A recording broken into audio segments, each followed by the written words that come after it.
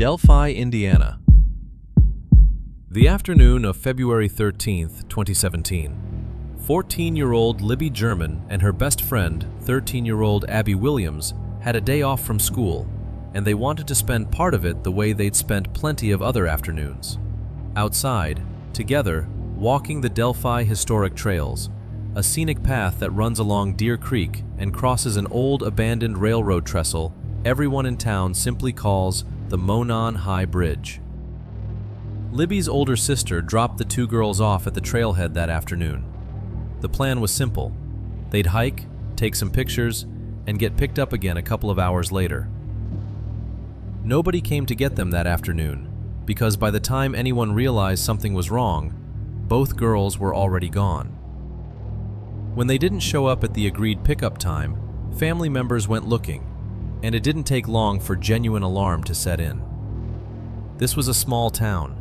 Two teenage girls simply don't vanish from a public hiking trail in the middle of the afternoon without something being very wrong. An enormous search effort mobilized almost immediately, pulling in local police, state police, and eventually hundreds of volunteers combing the woods along Deer Creek through the night and into the next day. On February 14th, searchers found them. Abby and Libby were discovered in a wooded area not far from the trail, and it was immediately clear to everyone at that scene that this had been a deliberate, violent act, not a tragic accident. Both girls had been killed with a knife.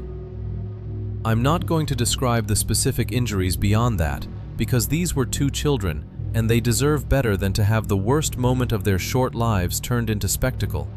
What matters is that whoever did this to them wanted it to be brutal, and wanted, investigators would come to believe, considerably more than what he ultimately settled for. Before we go any further into the 5 years of silence that followed, I want you to know who these girls actually were. Because in a case this heavily covered, this endlessly discussed online, it becomes strangely easy to lose sight of the fact that Abby Williams and Libby German were just two 8th and 9th graders who liked spending their day off outside together. Libby was the one who carried her phone that day, the one who'd eventually leave behind something that would matter more than anyone in that moment could have imagined. Abby was described by people who knew her as warm, easygoing, the kind of friend who made ordinary afternoons feel a little brighter just by being there. They came from the same small circle of friends and family that makes up so much of life in a town the size of Delphi. The kind of place where kids grow up walking the same trails their parents walked, where a hike on a day off from school is about as unremarkable an afternoon as a teenager can ask for. They were best friends taking a walk on a day off from school. That is the entire, ordinary truth of how this began. And here's the detail that turned this case into one of the most talked about unsolved investigations in the history of American true crime. Sometime in that window before they were killed, Libby's phone recorded a short video and captured, in the background, both an image and audio of a man on the bridge behind them. He can be seen walking toward the girls. His voice can be heard giving them what investigators would describe as an instruction, something short, something that made clear he wanted them to change direction, to go down off the main trail with him. Police released that image publicly within days, along with the audio, hoping someone, anyone, in a town where most people know most other people, would recognize either the walk, the voice, or the description that came with it. That image, grainy, backlit, taken from a young girl's phone in the last minutes of her life, became known across the entire true crime world simply as Bridge Guy. It is, to this day, one of the most widely circulated pieces of evidence in unsolved case history, precisely because it is real, and because it captures, however briefly, the actual presence of the person responsible for what happened next. And for 5 years, it wasn't enough. Investigators released not one, but two separate composite sketches of Bridge Guy over the following 2 years, in 2017 and again in 2019, and the two sketches looked different enough from each other that some people following the case wondered whether they were even looking for the same man. tips poured in from across the country, thousands of them by some estimates. Every one of them, for half a decade, led nowhere solid enough to make an arrest. Meanwhile, Delphi, a town of about 3,000 people, lived inside this case every single day. Anniversaries were marked publicly, year after year, with vigils and searches and renewed pleas from the families for anyone, anywhere, to come forward. True crime communities online treated Bridge Guy's photo and voice like a puzzle to be endlessly re-examined, a genuinely rare piece of real, unfiltered evidence sitting out in public for anyone to study, frame by frame, syllable by syllable. Amateur investigators built entire forums dedicated to nothing at analyzing that walk, that jacket, that handful of spoken words. Local businesses hung posters in their windows for years after most missing person cases would have quietly faded from public view. And still, nobody came forward with the one detail that would have closed the gap: a name. Detectives, for their part, never stopped working it. Task forces formed and reformed. Indiana State Police brought in additional resources as the years passed with no resolution, re-interviewing witnesses, revisiting old leads, running down tips that arrived by the thousands from true crime forums, psychics, amateur sleuths, and ordinary residents who simply couldn't let it go. It became, for a stretch of years, one of the most heavily discussed unsolved cases in the country, precisely because there was real footage, an actual voice, evidence that felt tantalizingly close to an answer without ever quite producing one. The break, when it finally came in October of 2022, arrived with an almost unbearable irony sitting quietly underneath it. The man investigators eventually charged, Richard Allen, was not some stranger who'd slipped through town undetected.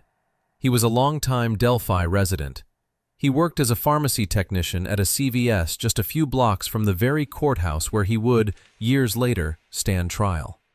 And according to authorities, he had actually been interviewed by police back in 2017, in the earliest days of the investigation, specifically because he told them he had been on that trail on the same afternoon Abby and Libby disappeared. Somewhere in the flood of leads and tips that followed, that interview simply didn't lead anywhere at the time. He, in the words investigators would later use, fell through the cracks. He stayed in that gap for more than 5 years, working an ordinary job in an ordinary pharmacy in the same small town where 2 teenage girls' murders had become a kind of permanent, unhealed wound in the community's memory, presumably serving some of those very same searching, grieving families across a pharmacy counter more than once.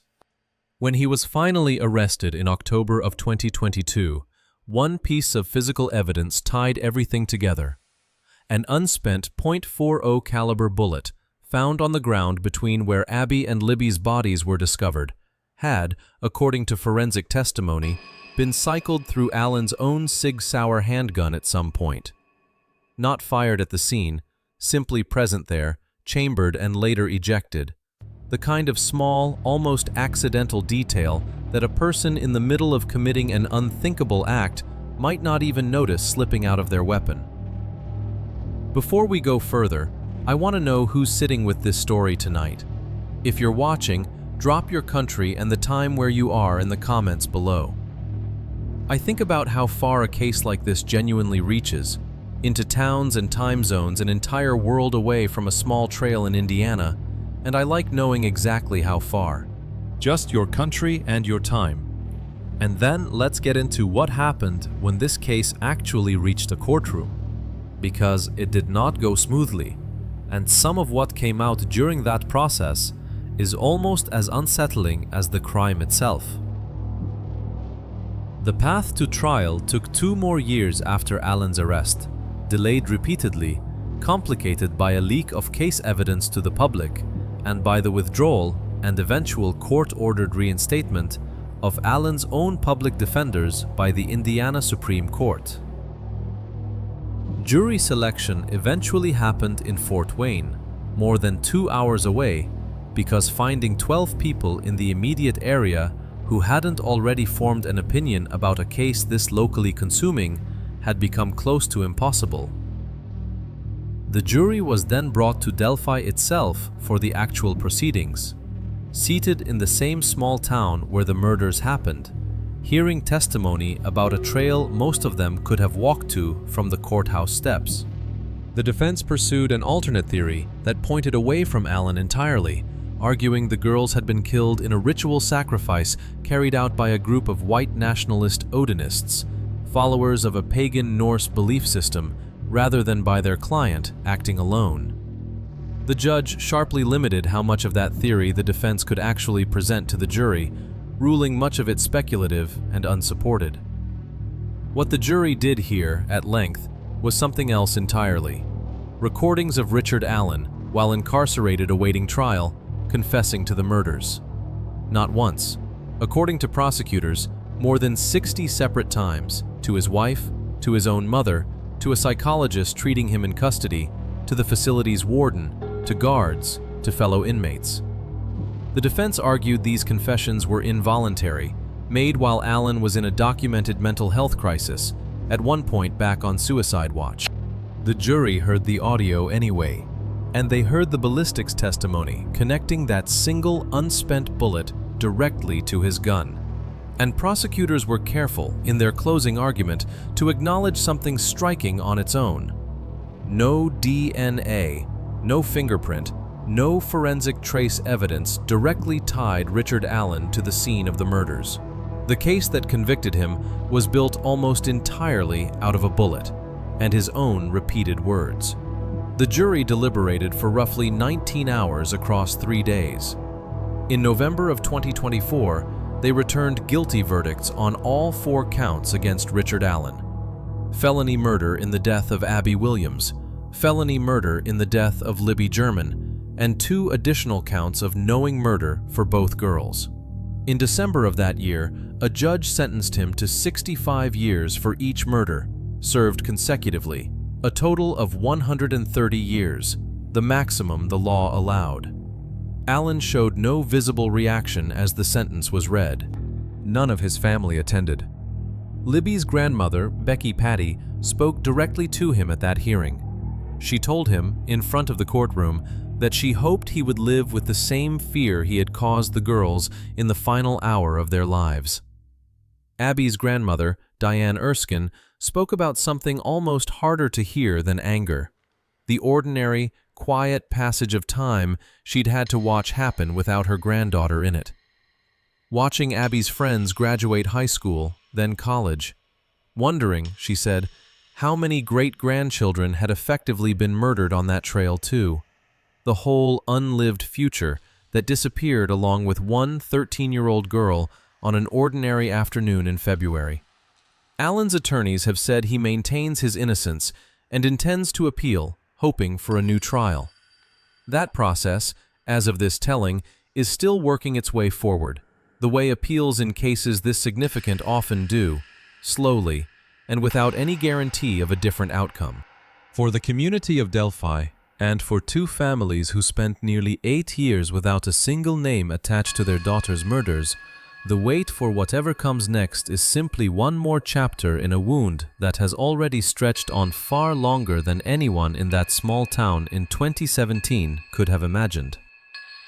There's a specific kind of horror sitting at the center of this case that I think is worth naming directly, because it isn't really about Bridge Guy, or the bullet, or even the confessions. It's about the interview in 2017 that led nowhere. Richard Allen told police in the earliest days of this investigation that he had been on that exact trail that exact afternoon. He said it himself, voluntarily, to the very detectives searching for a killer who had, according to everything that came after, already been standing directly in front of them. And somehow, in the noise and volume of an active, sprawling investigation, that thread simply didn't get pulled hard enough, not for another 5 years.